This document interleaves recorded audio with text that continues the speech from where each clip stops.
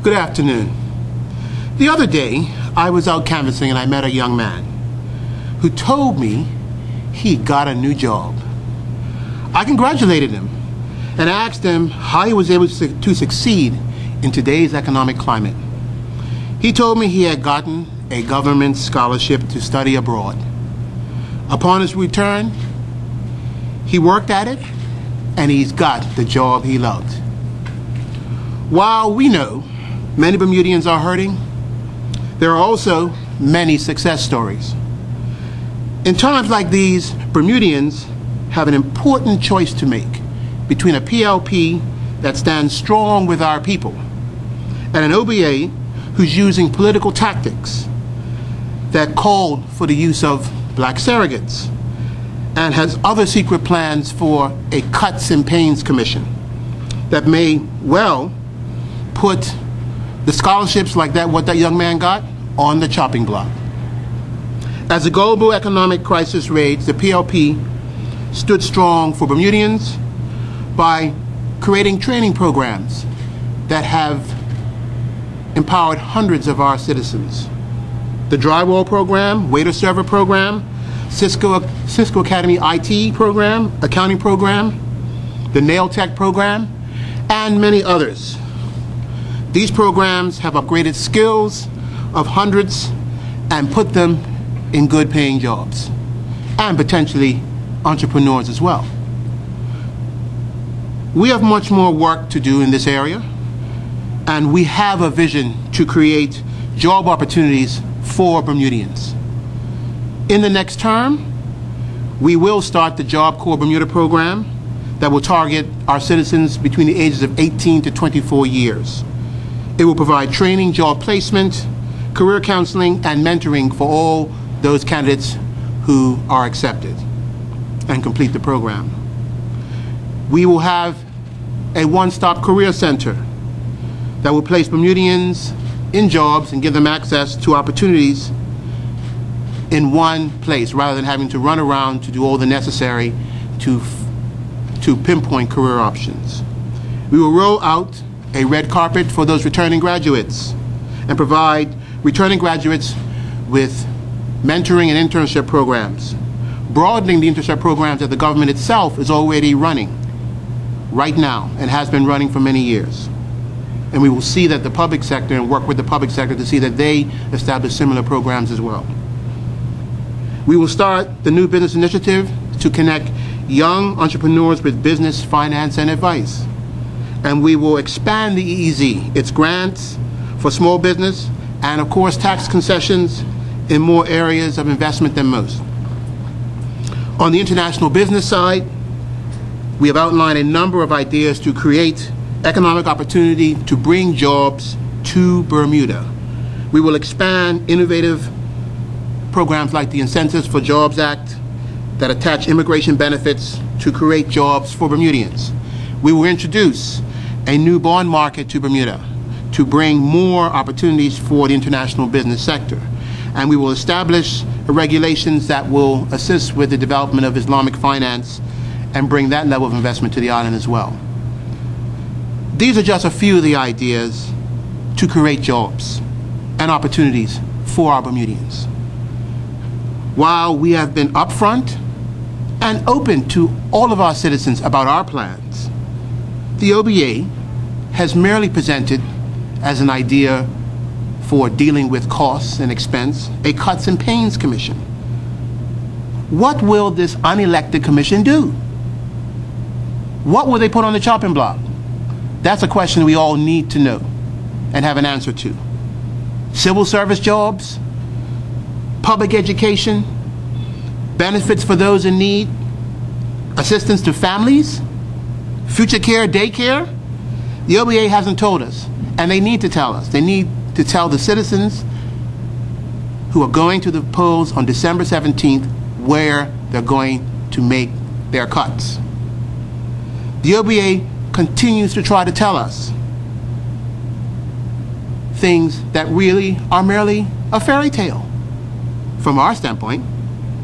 They say that they can dramatically cut, or increase spending, I should say, and cut taxes while reducing the debt. But how? They haven't told us.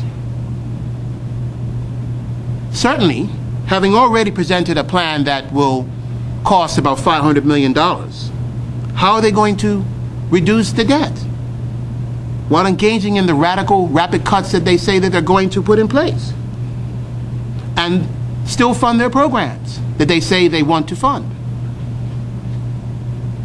We ask this for, not for our benefit, but for the benefit of the electorate, for the benefit of the Bermudian people, the benefit of democracy. It's time for the OBA to come clean. Will their Cuts Commission plans work for Bermudians or hurt Bermudians? I think Bermudians have a right to know. Thank you. We'll take questions now. How many AECs do you plan to expand? Well, as you know, we've already placed EEZs in at least 3 parts of the island, and we will examine other areas upon which where EEZs can work.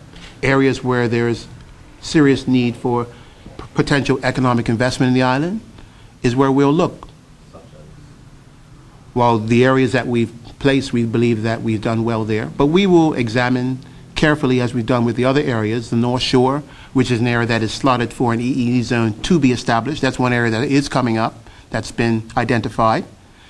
There are other areas that we will look that have suffered from perhaps some level of economic underinvestment, and we will make the choice as to how we roll out EEZ in those areas. When you say you're going to expand the EEZs, you should know where you're going to expand them. We have, well, I have just outlined one, which is the North Shore area, is an area where we designated. That's one. Yes, and more will come, but they are identified with careful examination, sir. So that hasn't really been examined yet, has it? I've told you one where we've examined, and it's an area where it's in real need of some investment or expansion of investment, and we're going to put there. But we follow a criteria. We don't roll these EEZ zones out just willy-nilly. We do it after careful examination of the needs of those areas, and then we designate the areas that will be identified for that benefit, because we don't want to unnecessarily designate these areas where it is not needed. Like we wouldn't put an EE zone in Tuckerstown or some other perhaps more prosperous areas of the island. Mr. Roban, talking about Job Corps, you said for those who qualify.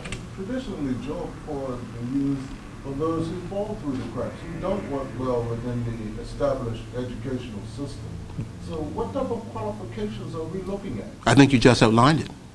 Those are the qualifications for those who have not had a success in more traditional areas and look like they're good candidates for the program and what we will be doing in the program. We don't want to put somebody who perhaps has had success in some other areas but maybe just needs work in certain other areas, or maybe somebody who's had learning disabilities, maybe, and it'd be better for them to go through certain other types of learning programs, or maybe come back to us after that. But certainly those who have fallen through the cracks, those who need that genuine development, who are certainly enthusiastic about coming to the program, are the ones who will be the obvious candidates. But we are targeting those of our young people who are in need of this sort of assistance. And for those who think outside the box, will there be entrepreneurial training? Yes, that's what I've outlined in the statement.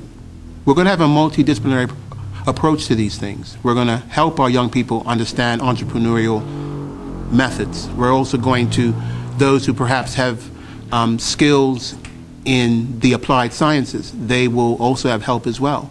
And under Job Corps and the other programs that we have outlined, that's where they'll get their help. And of course, there are those who are the successes who come back, like those who go away, get their education, and need to identify areas of opportunity. That's why the mentoring and like apprenticeship programs will be expanded. Government already has success in this area with the apprenticeship, I should call the internship program, down at the Cabinet Office. We have had a number of interns who have come in, got opportunities working there for a period of time, and then taking the experience they've built in that program and going out and found jobs in the private sector, or perhaps in government if they qualify. So we're doing this already at a more localized scale in government. We're going to expand it. Is the private sector looking to probably remove that middle section where government is taking over and take some of these kids directly.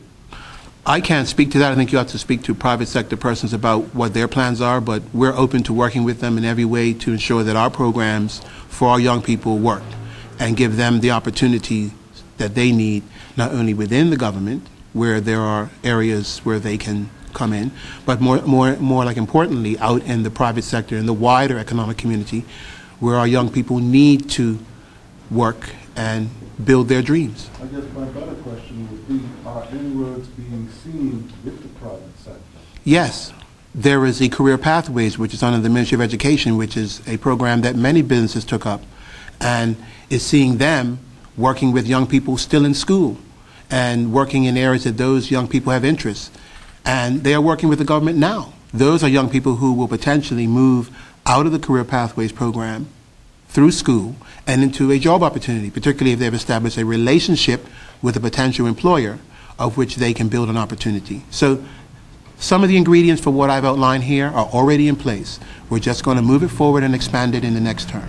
Why I ask that, because in the American political system, we see that the Republicans have a problem with Obama's re-education and retooling of America.